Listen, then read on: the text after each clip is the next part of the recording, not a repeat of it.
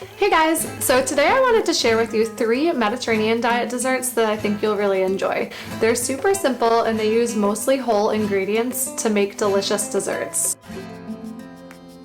And I have to apologize in advance if you hear some cooing or rattling in the background. My 5-month-old just woke up and is making some noise, so if you hear it, just disregard. The Mediterranean diet is a non-restrictive way of eating, so if you feel like you want to eat the occasional cookie or cake or brownie or anything like that, you can absolutely do it. These are just recipes for somebody who has a sweet tooth who is looking for a healthier alternative with less processed foods and less refined sugar. So let's jump right into these Mediterranean diet dessert recipes. So welcome to Recipe Hippie. I want to be your #1 source for Mediterranean diet information and inspiration, and if that interests you, I would love it if you would subscribe to my channel so that I can get more of that information out to you and to people just like you. And just to note, while I do have a background in physical therapy, I am not a doctor or a dietitian, so please consult with yours before making any changes to your diet. And lastly, I will link all of these full recipes with the ingredients and the instructions in the description of this video. Alright, let's get right into it. So our first recipe is Nicecream. Nicecream is a vegan dairy-free dessert that is made by blending frozen fruit. It's basically the same process as making a smoothie, but we only add a dash of liquid to keep the consistency similar to that of ice cream. It's usually made from a base of frozen bananas or avocados because when blended, these fruits offer the creamiest texture, similar to ice cream.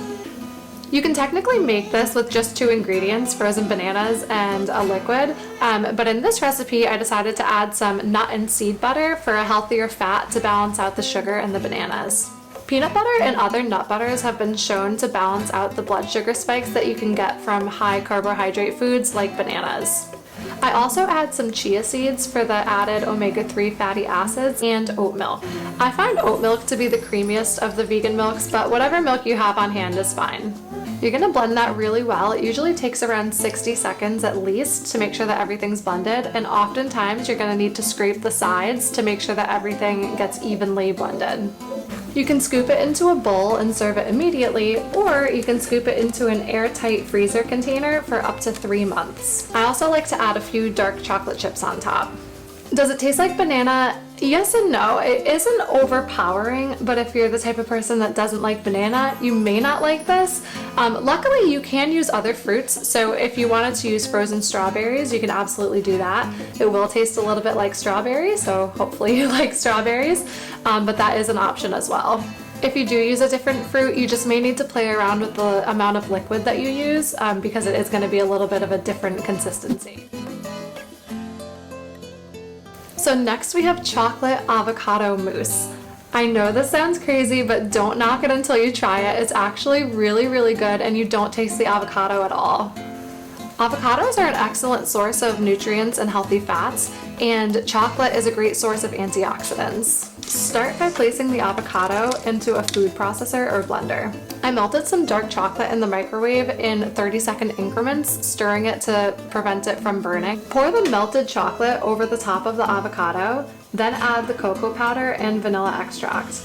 Add in a pinch of salt and milk, and then blend the mixture until it's completely smooth. There should be no visible chunks of avocado once you're done.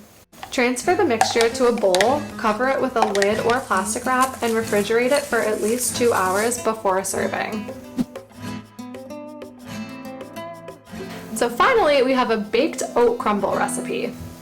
Whole oats are mixed with nut butter, a small amount of maple syrup, vanilla extract, salt, and cinnamon. You can also add chocolate chips.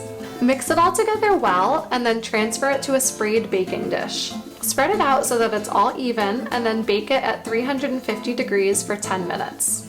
You're left with a delicious baked oat crumble that can be enjoyed on its own or sprinkled over the top of something else like Nicecream. I hope that you enjoyed these 3 Mediterranean diet dessert recipes. As I mentioned, they use mostly whole ingredients and they should easily satisfy your sweet tooth. I will link all of these recipes in the description of the video, and please consider liking this video if you liked it and if you want to see more content like this. Thanks guys, bye!